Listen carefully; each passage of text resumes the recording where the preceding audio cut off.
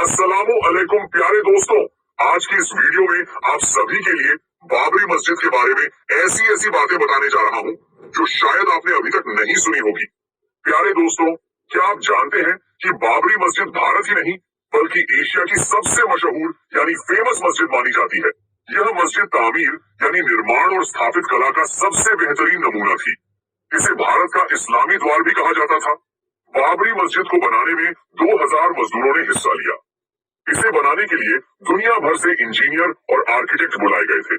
यह भारत की एकमात्र मस्जिद थी जिसमें सबसे पहले वॉइस रिफ्लेक्शन टेक्नोलॉजी का इस्तेमाल किया गया। बाबरी मस्जिद का निर्माण 1528 ईस्वी में बाबर के सेनापति मीर बाकी ने करवाया था। यह 16वीं सदी में बनी उत्तर प्रदेश की सबसे बड़ी मस्जिद थी। बाबरी मस्जिद इस्लामी वास्तुकला का सबसे बेहतरीन नमूना थी। इसे बनाने के लिए दुनिया भर से पत्थर लाए गए थे। यह भारत की अकेली मस्जिद थी जिसमें सबसे आधुनिक एयर कूलिंग सिस्टम का इस्तेमाल किया गया। इस मस्जिद में ऐसी तकनीक इस्तेमाल की गई जिसके अंदर कभी गर्मी महसूस नहीं होती थी। बहुत कम लोग जानते हैं कि बाबरी मस्जिद को बनाने के लिए अयोध्या में कई भट्टे स्थापित किए गए जिनमें खास तरह की ईंटों को बनाया जाता था। इस मस्जिद को बनाने के लिए जिन ईंटों का आविष्कार किया गया वह आज पूरे भारत में इस्तेमाल की जाती है।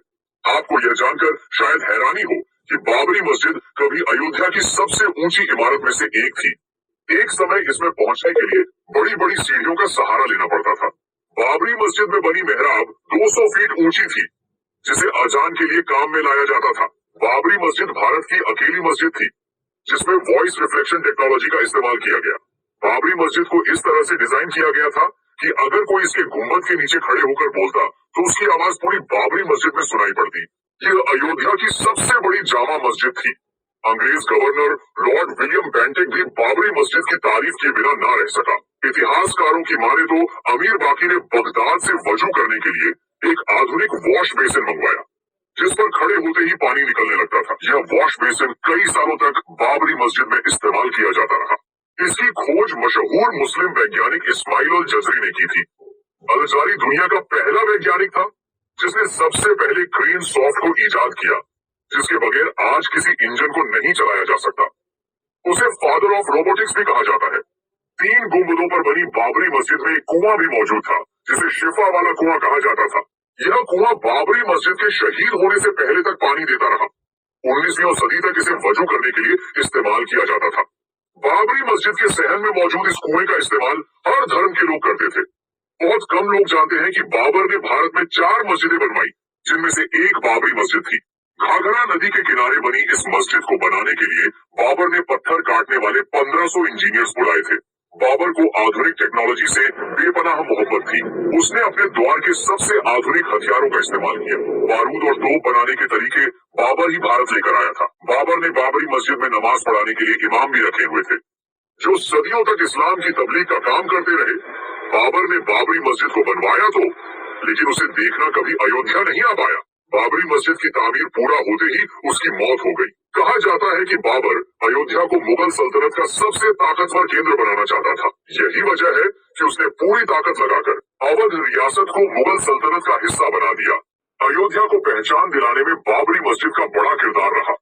यह निर्माण और स्थापत्य कला का सबसे बेहतरीन नमूना थी। इसके डिजाइन और स्ट्रक्चर को बाद में ताजमहल में इस्तेमाल किया गया। बहुत कम लोग जानते हैं कि बाबरी मस्जिद का निर्माण एक पहाड़ी पर किया गया था। यह पहाड़ी बाढ़ से बचने के लिए अवध प्रांत की सबसे सुरक्षित जगह थी। बाबरी मस्जिद को मंदिर बताने का सबसे पहले काम निर्मोही अखाड़े ने किया। 1853 में नवाब अली शाह के दौर में सबसे पहले इस मस्जिद की जगह मंदिर होने के फितने ने जन्म लिया और देखते ही देखते एक युद्ध में बदल गया। अंग्रेजों ने जांच पड़ताल की और इस मस्जिद होने का सर्टिफिकेट दे दिया। आपको यह जानकर शायद हैरानी होगी कि तुलसीदास ने अयोध्या में बैठकर ही रामचरितमानस लिखी, लेकिन उन्होंने किसी मंदिर को गिराकर मस्जिद बनाने का जिक्र नहीं किया और न ही इतिहास की किताबों में इसका कोई ठोस सबूत मिलता है। जज से लेकर सरकारों ने कई बार बाबरी मस्जिद को मुसलमान का धर्मस्थल बताते हुए ऐतिहासिक फैसले दिए। 1949 में सिविल जज ने बाबरी मस्जिद को मुसलमान की मिल्कियत बताते हुए कहा कि इस पर मुसलमान का हक है और यह एक मस्जिद है जिसका निर्माण बाबर ने करवाया था। बहुत कम लोग जानते हैं कि बाबरी मस्जिद में जिस दिन मूर्तियां रखी गई वह जुम्मे का दिन था। इसी विवाद के बाद फैजाबाद कोर्ट ने मस्जिद में ताला लगा दिया। जिस वक्त बाबरी मस्जिद के साथ यह सब हो रहा था उस वक्त कांग्रेस की सरकार थी। नेहरू ने इस विवाद को सुलझाने के लिए तत्कालीन सीएम गोविंद बल्लभ पंत को आदेश दिए, लेकिन उन्होंने नजरअंदाज कर दिया। 1996 में राजीव गांधी ने मस्जिद के कपाट फिर खोल दिए और इस वक्त राम मंदिर आंदोलन की शुरुआत हो गई। आडवाणी की रथ यात्रा ने सब कुछ बदल दिया। ये रथ जहां से गुजरा वहां की आबो हवा बदल गई और भारत में एक नई राजनीति की शुरुआत हो गई। 6 दिसंबर 1992 में अयोध्या में कर सेवा का ऐलान हुआ और फिर चंद लम्हों में 2 लाख कार सेवकों ने बाबर की बनाई इस मस्जिद को धूल में मिला दिया। बाबरी की शहादत भारतीय संविधान का खुला मजाक थी। यह भारतीय इतिहास का काला दिन था। सरकार, अदालत और नौकरशाहों की आंखों के सामने जो हुआ वह अपने आप में एक दस्तावेज है। बाबरी मस्जिद को जिस वक्त शहीद किया गया उस वक्त अयोध्या में धारा 140 लागू हुई थी।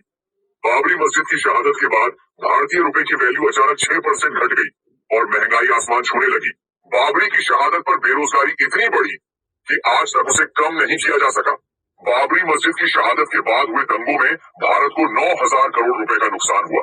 बाबरी मस्जिद भारतीय इतिहास की सबसे विवादित मस्जिद मानी जाती है। इसके केस में 10 लाख से अधिक पन्नों और 2,000 से अधिक दस्तावेजों का इस्तेमाल हुआ। बाबरी मस्जिद के शहीद होने के 10 दिन बाद एक इंक्वायरी कमीशन बनाया गया जिसे 3 महीने के अंदर रिपोर्ट पेश करनी थी, लेकिन उसने 17 साल बाद अपनी रिपोर्ट पेश की और इस तरह लिब्रहान आयोग भारतीय इतिहास का सबसे खराब इंक्वायरी कमीशन बन गया। बाबरी मस्जिद की शहादत के जिम्मेदार लोगों पर केस दर्ज करने में सीबीआई को 1 साल लग गया। सीबीआई ने 49 लोगों पर केस दर्ज किया जिसमें सारे लोग बरी हो गए और इस तरह बाबरी मस्जिद को किसने शहीद किया यह आज तक किसी को पता नहीं चला। 30 दिसंबर 2010 को इलाहाबाद हाईकोर्ट ने बाबरी मस्जिद पर फैसला सुनाया और उसे 3 हिस्सों में बांट दिया। मामला सुप्रीम कोर्ट पहुंचा तो उस जगह पर मंदिर बनाने का आदेश दे दिया गया। हालांकि सुप्रीम कोर्ट ने माना कि मस्जिद को शहीद करना गैर कानूनी था और ऐसा करने वाले सभी लोग अपराधी थे। मुसलमान ने देश हित में सुप्रीम कोर्ट द्वारा दिए गए इस फैसले को कबूल भी कर लिया और दूसरी जगह 5 एकड़ जमीन लेने पर राजी भी हो गए। हालांकि कई मुस्लिम संगठनों ने इसकी पुरजोर मुखालिफत यानी विरोध किया था। आपको यह जानकर शायद हैरानी होगी कि बाबरी मस्जिद को शहीद करने वाले बहुत से लोग मुसलमान बन गए। बाबरी मस्जिद पर पहले फावड़ा चलने वाले बलबीर ने 2 साल बाद इस्लाम कबूल कर लिया और अपना नाम आमिर रखा।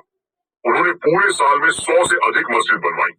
बाबरी मस्जिद भले ही शहीद हो गई, लेकिन उसका इतिहास आज भी लोगों के दिलों में जिंदा है। बाबरी आज भी गर्व से अपने शौर्य और बलिदान की गाथा सुना रही है। अगर एक मुसलमान होने के नाते आपको गर्व महसूस हुआ हो तो इस वीडियो को लाइक और शेयर जरूर करें। और साथ ही साथ दोस्तों, आप लोगों को एक बात और मैं कहना चाहूंगा कि जिसे जानना हर मुसलमान के लिए जरूरी है और इसके ऊपर अमल करना हर मुसलमान के लिए बहुत ही ज्यादा जरूरी है। प्यारे मुसलमान भाइयों, हम बाबरी मस्जिद करते रहते हैं, लेकिन हमारे जो मोहल्ले के अंदर जो मस्जिद है वह वीरान हो रही है। कभी उसके बारे में सोचा? नहीं, क्योंकि प्यारे दोस्तों हमारे पास वक्त ही नहीं और हमें चाहिए बाबरी मस्जिद। प्यारे मुसलमान भाइयों, अल्लाह के वास्ते पहले अपने मोहल्ले की मस्जिदों को आबाद करो। अगर देखें हम अपनी मस्जिदों को जाकर तो 1 से 2, 2 से 4, 4 से 5 सफे ही मिलती हैं। लेकिन दोस्तों होना क्या चाहिए था? होना ये चाहिए था, नमाज तो यकीनन हर मुसलमान पर फर्ज है। एक वक्त की भी नमाज यकीनन माफ नहीं है, लेकिन बावजूद इसके कि जो हमारे मोहल्ले की मस्जिद होती है वह 5 टाइम वीरान रहती है, 1 या 2 सफे ही नजर आती हैं। लेकिन प्यारे दोस्तों, जुम्मे के दिन तो पूरी मस्जिद भरी हुई नजर आती है और यहाँ तक कि जो बाहर के रास्ते होते हैं वह भी जाम नजर आते हैं। तो जो तादाद जुम्मे के दिन रहती है वही तादाद अगर जुम्मे की नमाज पढ़ने के साथ साथ रोजाना 5 वक्त की नमाज पढ़ने के लिए होती तो प्यारे दोस्तों बाबरी मस्जिद शायद शाहिद ही नहीं होती। क्योंकि दोस्तों बाबरी मस्जिद में जो आखिरी नमाज पढ़ी गई थी वो 1949 में पढ़ी गई थी और तब से लेकर 1992 तक कोई नमाज नहीं पढ़ी गई। प्यारे मुसलमान भाइयों, अल्लाह का हम पर अजाब ही है कि हमने अपनी मस्जिदों को वीरान कर दिया। हम अपनी मस्जिदों के अंदर नमाज की अदायगी नहीं करते हैं और मुंह पर हमारे सिर्फ बाबरी मस्जिद लगा रहता है। क्या हमारे बाबरी मस्जिद कहने से अल्लाह राजी हो जाएगा? हरगिज नहीं, क्योंकि प्यारे दोस्तों अल्लाह तभी राजी होगा जब हम अल्लाह को राजी करेंगे और अल्लाह को राजी करने के लिए हमें 5 वक्त की नमाज को अदा करना बहुत जरूरी है। तो दोस्तों आज की इस वीडियो में बस इतना ही। अगर ये वीडियो आपको अच्छी लगी हो, वीडियो पसंद आई हो तो वीडियो को लाइक करें, शेयर करें और अगर आपने अभी तक हमारे YouTube चैनल को सब्सक्राइब नहीं किया है तो अभी सब्सक्राइब करें और साथ ही में लगे बेल नोटिफिकेशन पर भी जरूर क्लिक करें। इंशाल्लाह मिलेंगे फिर किसी नई वीडियो के साथ। तब तक के लिए अल्लाह हाफिज।